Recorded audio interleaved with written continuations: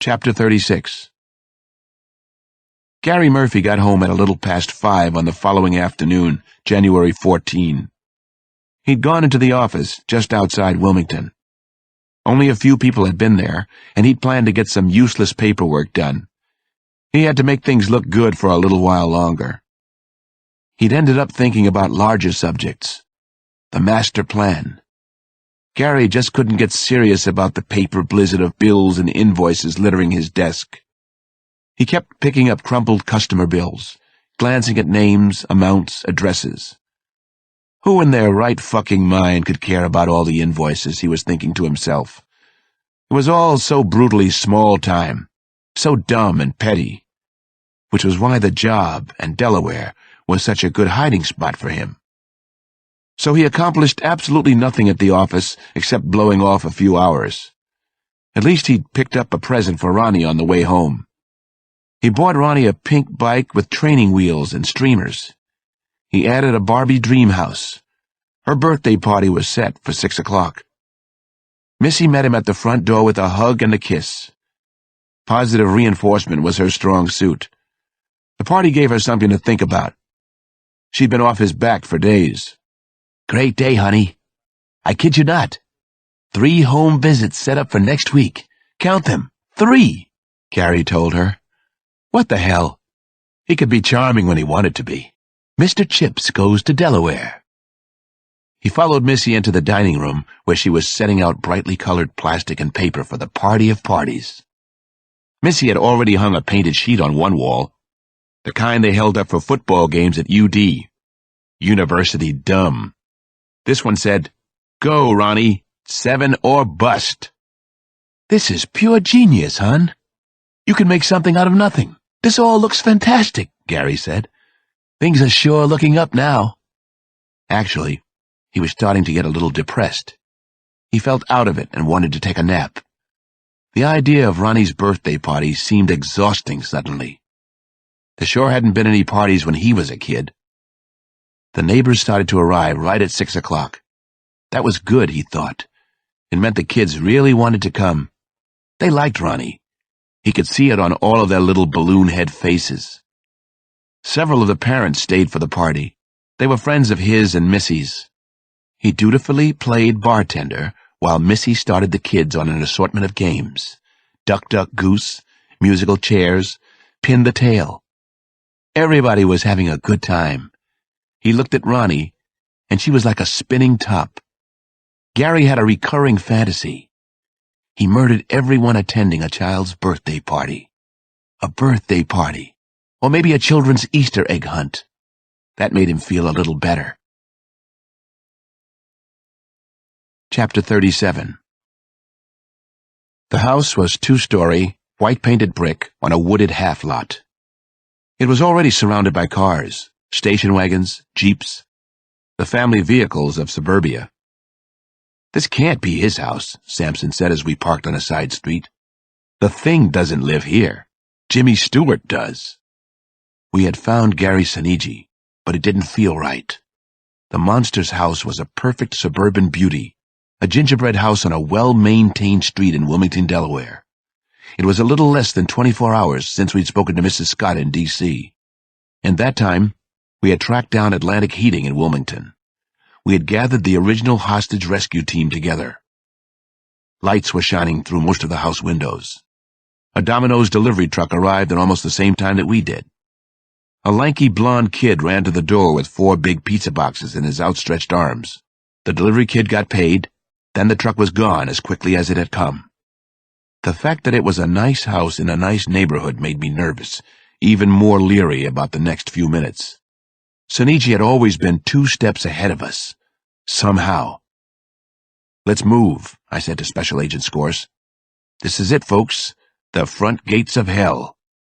9 of us rushed the house.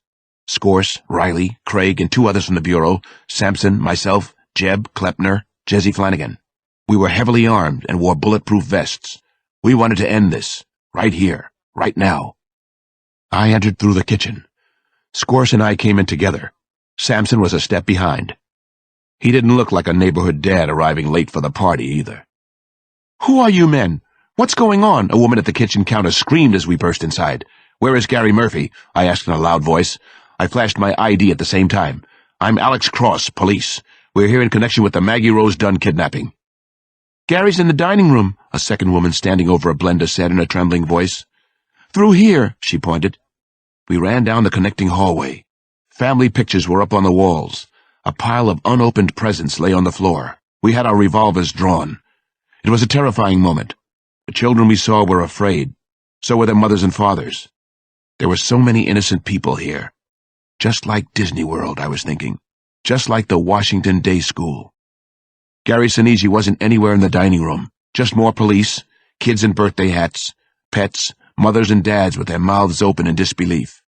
"I think Gary went upstairs," one of the fathers finally said. "What's going on here? What the hell is going on?"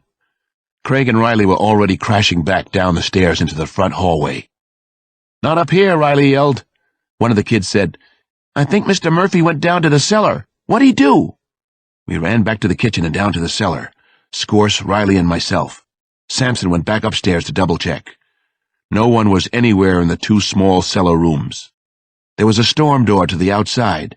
It was closed and locked from the outside. Sampson came down a moment later, 2 stairs at a clip. "I checked over the whole upstairs. He's not there." Gary Sinise had disappeared again. Chapter 38. "Okay, let's dial it up a notch. Let's do some serious rock and roll. Let's play for keeps now," Gary thought as he ran for it. He'd had escape plans in mind since he'd been 15 or 16 years old. He'd known the so-called authorities would come for him someday, somehow, somewhere. He'd seen it, all in his mind, in his elaborate daydreams. The only question was, when? And maybe for what? For which of his crimes? Then they were there on Central Avenue in Wilmington. The end of the celebrated manhunt. Or was it the beginning? Gary was like a programmed machine from the moment he spotted the police. He almost couldn't believe that what he'd fantasized so many times was actually happening. They were there, though. Special dreams do come true, if you're young at heart. He had calmly paid the pizza delivery boy. Then he went down the stairs and out through the cellar. He used a special half-hidden door and went into the garage. He relocked the door from the outside. Another side door led to a tiny alley into the Dwyer's yard. He relocked that door also. Jimmy Dwyer's snow boots were sitting on the porch steps.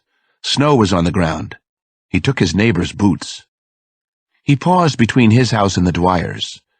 He thought about letting them catch him then and there, getting caught, just like Bruno Hauptmann in the Lindbergh case. He loved that idea, but not yet. Not here. Then he was running away, down a tight row of alleys between the houses. Nobody but kids used the little alleyway, which was overgrown with high weeds and littered with soda cans. He felt as if he had tunnel vision. Must have something to do with the fear he felt in every inch of his body. Gary was afraid. He had to admit that he was. Face the adrenaline facts, pal. He ran through backyard after backyard, down good old Central Avenue, then into the deep woods of Downing Park. He didn't see a soul on the way. Only when he glanced back once could he see them moving toward his house. Saw the big black Kaffirs, Cross and Sampson. The vastly overrated manhunt. The Federal Bureau in all its glory. He was sprinting now, full out toward the Metro train station, which was 4 blocks from the house.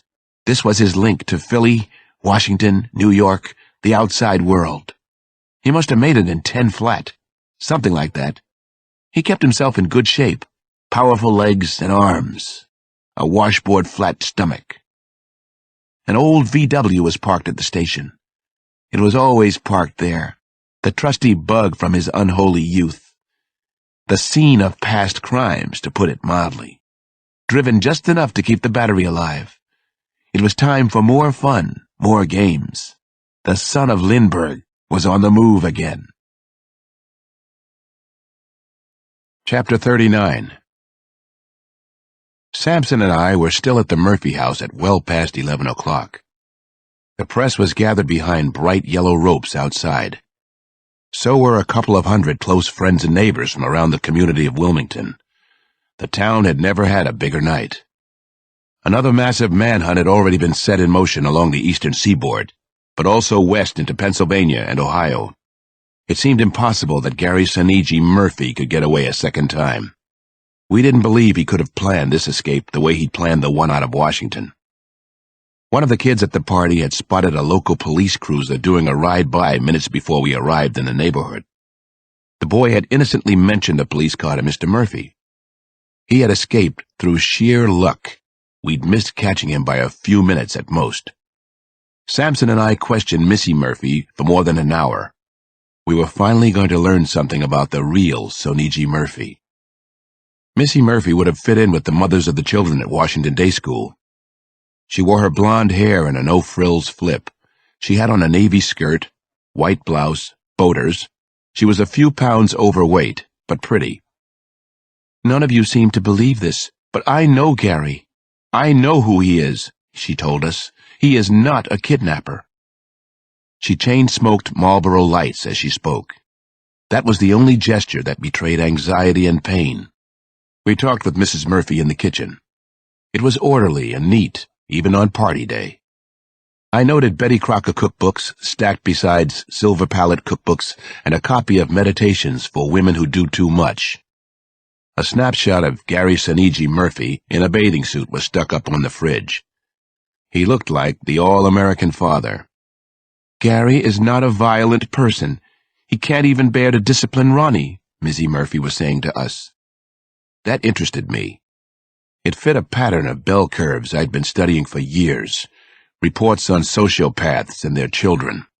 Sociopaths often had difficulty disciplining their children. "Has he told you why he has difficulty disciplining your daughter?" I asked her. "Gary didn't have a happy childhood himself. He wants only the best for Ronnie. He knows that he's compensating. He's a very bright man. He could easily have his Ph.D. in math." "Did Gary grow up right here in Wilmington?" Sampson asked Missy. He was soft-spoken and down-to-earth with the woman. "No, he grew up in Princeton, New Jersey. Gary lived there until he was 19. Sampson jotted a note, then he glanced my way. Princeton was near Hopewell, where the Lindbergh kidnapping had taken place in the 1930s. The son of Lindbergh, Soniji, had signed the ransom notes. We still didn't know why. "His family is still in Princeton?" I asked Mrs. Murphy. "Can we contact them there?" "There's no family left now. There was a fire while Gary was at school. Gary's stepmom and dad, his stepbrother and stepsister all died in the tragedy." I wanted to probe deeply into everything Missy Murphy was saying. I resisted for the moment. A fire in the house of a disturbed young man, though? Another family dead? Another family destroyed? Was that Gary Soniji Murphy's real target? Families? If so, what about Vivian Kim? Did he kill her just to show off? "Did you know any of the family?" I asked Missy. "No. They died before Gary and I got together. The two of us met our senior year in college. I was at Delaware." "What did your husband tell you about his years around Princeton?" "Not very much. He keeps a lot inside. The Murphys lived several miles from town, I know. Their closest neighbor was 2 or 3 miles. Gary didn't have friends until he went to school. Even then he was often the odd man out. He can be very shy." "What about the brother and sister you mentioned?" Sampson asked. "Actually, they were his stepbrother and stepsister. That was part of Gary's problem. He wasn't close to them." "Did he ever mention the Lindbergh kidnapping?" "Does he have any books on Lindbergh?" Sampson continued. His technique is to go for the jugular in Q&A. Missy Murphy shook her head back and forth. "No, not that I know of. There's a room filled with his books down in the cellar. You can look." "Oh, we will," Sampson said to her. This was rich material, and I was relieved to hear it. Before this, there had been nothing or very little for us to go on. "Is his real mother alive?" I asked her. "I don't know. Gary just won't talk about her. He won't discuss her at all." "What about the stepmother?" "Gary didn't like his stepmother. Apparently she was very attached to her own children. He called her the whore of Babylon. I believe she was originally from West Babylon in New York. I think it's out on Long Island somewhere." After months without any information, I couldn't get the questions out fast enough.